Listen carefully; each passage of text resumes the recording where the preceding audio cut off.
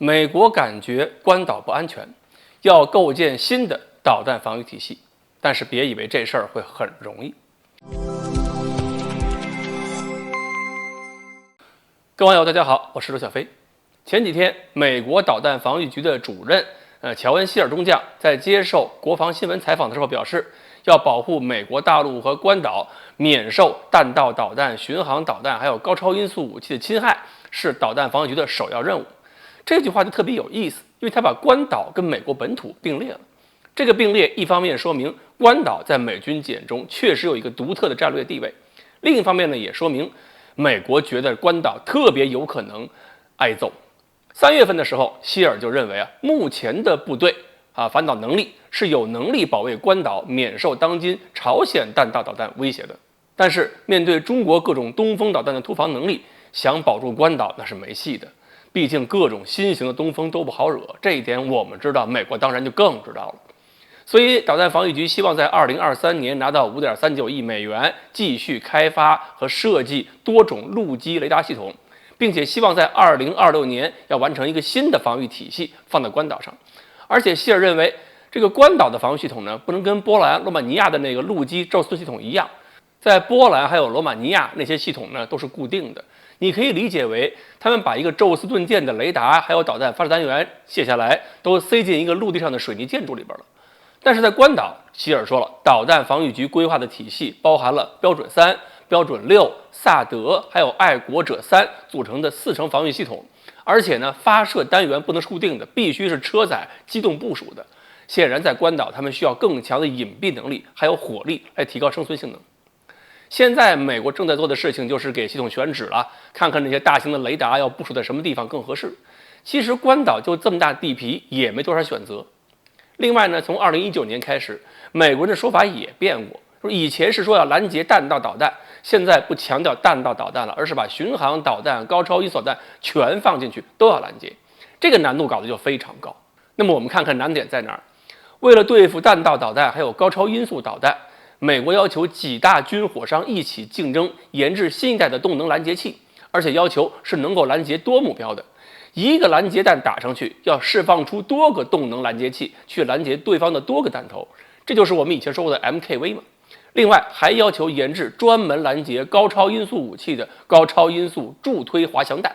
2023年这个项目要用掉2.25亿美元，不过我很怀疑这点钱够干嘛的。而且美国到现在没有自己可用的高超音速武器，就想着用高超拦高超了，这个步子有点大，好像有点扯。再有就是要建设新的超视距预警雷达，还有卫星预警体系。弹道导弹那个弹道比较高，发射的时候红外特征也很明显，所以现有的雷达还有红外预警卫星体系是能够做到早期发现的。但是面对巡航导弹和高超音速导弹的时候，那弹道相对比较低，预警时间是比较短。尤其是战斧这一类巡航导弹，低空掠海飞行突防，其实拦截难度是非常大。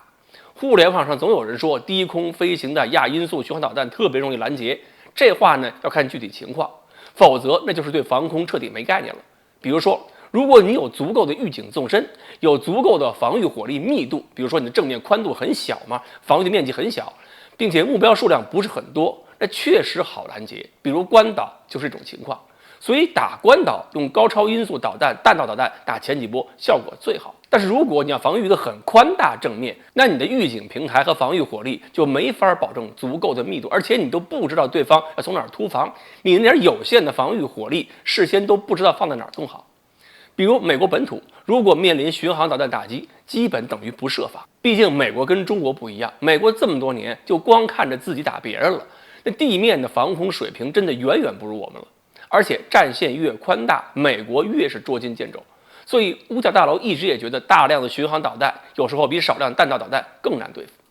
美国本土的巡航导弹防御能力计划是2030年才能成型。至于说要实现对高超音速武器弹道进行实时的跟踪测量，美国人觉得必须对预警体系进一步升级和扩充。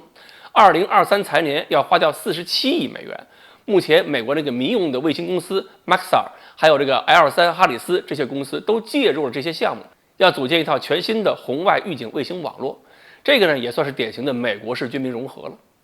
美国现在画这么张大饼，什么时候能变成真大饼不好说，因为按照美国这几年的科研进展来看，这么庞大的体系要大幅度更新，中间少不了这么多波折。而且这几年中国的导弹技术有一点进步，都会给美国形成更大的压力，都会让美国更加急于求成，而且越急于求成越容易出错误。比如前段时间我们也看到了，美国的高超音速武器就想着5年快速研制，结果因为基础没有打好，所以那个 AGM-183几乎每次实验都是走在失败的路上。所以不排除近期我们再多公布一些新技术、新成果，给美国人的紧张感再添一把火。